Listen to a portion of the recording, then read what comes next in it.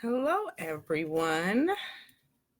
So, my name is Alicia Jackson. I am the baking therapist. I am going live on Facebook, but I will be uploading this on YouTube as well. Um, I did last week, or actually 2 weeks ago, I'm sorry, 2 weeks ago, I did a video on my calm jars as requested. So I wanted to tackle this big topic of how to handle grief during the holidays.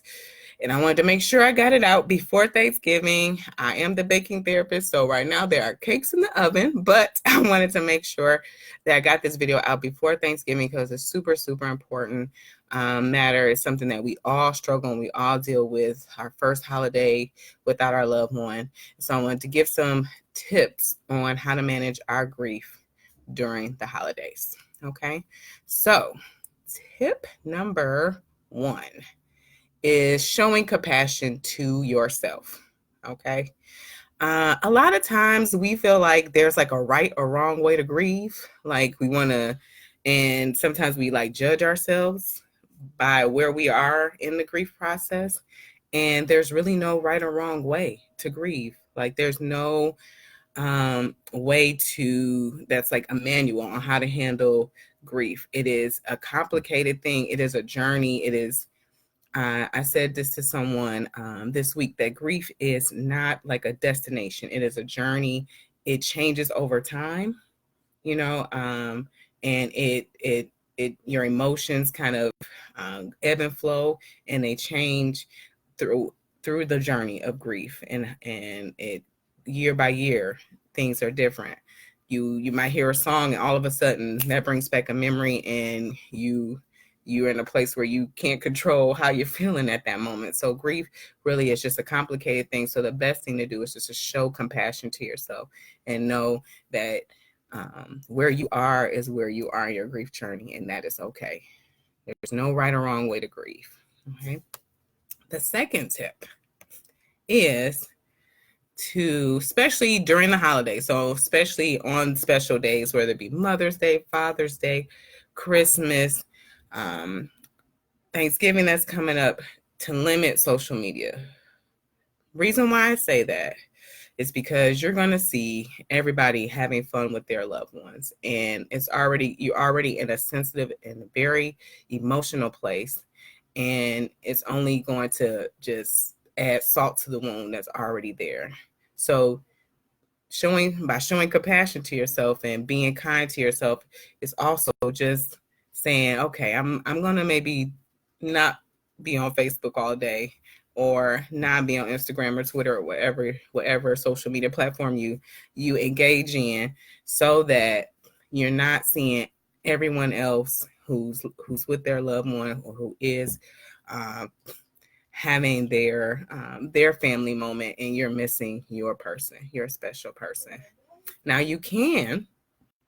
Some people do this, and I've seen people do this all the time, where they post happy memories on Facebook, or like videos on YouTube or things like that, or pictures, and share memories. That's definitely a way that you can use social media as a positive. And I do not want to give you guys the feeling that I feel like social media is a bad thing. It's definitely not a bad thing. It's just kind of like everything else, like TV, like pizza, is you do it in moderation. So just, make sure you take care of yourself. The third tip, and for me, in my personal grief journey, is the most important one, is have a plan. Have a plan. You're not going to want to celebrate. You're not going to want to celebrate the holiday, especially your first year around. Just to disclose my personal grief journey, my father passed in 2014, I'm sorry. And so I was born on Father's Day. So my birthday and Father's Day were always joined together. They're always celebrated together as a family. And so my first birthday, I didn't feel like doing anything at all, nothing at all. And I it was my birthday. It was the day before my birthday, and I was just in the bed crying. I was just in the bed crying, like I don't know what to do. I didn't plan because I didn't know to. This was the first really close death. I lost grandparents or aunts and uncles, things like that, but your father is something different. It's a new journey. It feels completely different. It's like a part of you, like who you are. Your DNA is missing. So it was hard to navigate. So have a plan of how you plan to celebrate the holiday, whatever special day it is, and even commemorate it. So part of that could be building a legacy, doing something or building a new memory or a new what is it called? Like a new ritual, a new family tradition that you can do to celebrate that loved one. So a part of why I'm the baking therapist is because my father loved to bake pound cakes. He loved baking pound cakes. That was his thing. He would do it, especially during the holidays. So I feel connected to him when I do that. When I'm baking cakes and mass, I feel like him because that's what he did. And so I feel close to him. And so doing things like that to help you in those times where you're finding things, whether it's going to the gravesite on a special occasions, it's writing a letter, because oftentimes our heart has things that they want to has things it wants to share with the person, but because they're no longer here, we feel like we can't say it, and that's not true. Through grief, our relationship changes. It changes with that person. It doesn't go away, and that's the myth. You think that you no longer have a relationship with that person, but you still do. You're still able to communicate. There's things you still want to tell them about your day, and you can still do that in a way that's healthy for you, in a way that helps you kind of release those things and not feel so distant from them. Okay. And so then we have the fourth tip is which is actually, I'm sorry, I skipped it to the fourth tip, which is building a new memory. So making sure that you have something that you do. So one birthday, it was my dad's birthday. I really love karaoke. That's something I did with my dad. So I took my family. I looked and there was like nowhere to do karaoke with your family because everywhere is bars. Okay, so I found a place that was family friendly, and we went to do karaoke together on my dad's birthday because that's something me and my dad did. So finding new memories, new things. It doesn't have to be the same thing every year, but just making sure you have a plan. Step 3 and step 4. Very closely related, making sure that you create new memories and new traditions that include in the spirit and the legacy of your loved one. The fifth one, which I know I said number 3 was really important, but 5, super important. Super important. Stay connected. Almost like tears almost came to my eyes when I said it. Stay connected. You have to stay connected to people. Grief in itself is a very isolating journey because you're grieving your individual relationship with that person.